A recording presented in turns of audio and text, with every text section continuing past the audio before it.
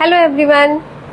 आपको पता है सारनाथ में ही सम्राट अशोक ने 4 सिंह शीर्ष स्तंभों का अभिलेख क्यों लगवाया? चलिए बात करते हैं। सम्राट अशोक का नाम तो आप सभी ने सुना होगा।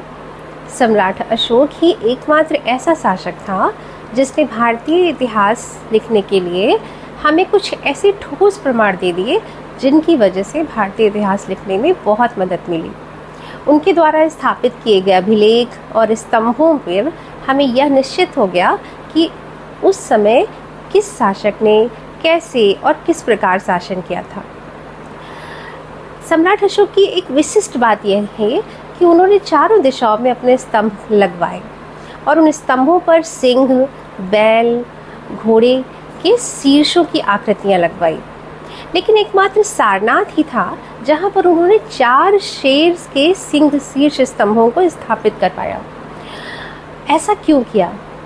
तो इसका एक सीधा सा कारण यह था क्योंकि सारनाथ एक वह विशिष्ट स्थान था जहां गौतम बुद्ध ने अपने ज्ञान प्राप्ति के पश्चात प्रथम उपदेश दिया था और यहीं से चारों दिशाओं में उनके अनुयायी उस संदेश का प्रचार करने के लिए निकले थे।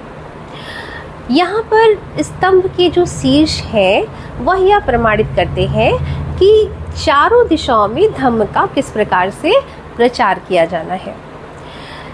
प्रथम शेर की बात करें, प्रथम शेर के सिंह शीर्ष की बात करें तो वह बताता है साहस के बारे में, अर्थात कहता है कि धम्म का साथ हमें साहस के साथ देना चाहिए।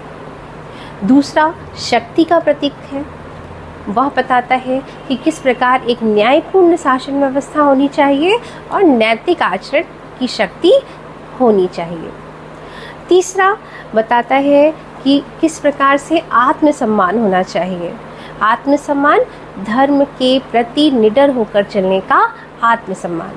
और चौथा हमें बताता है कि गौरव, यानी भारतीय संस्कृति की परंपरा और संस्कृति पर हमें गौरव करना चाहिए।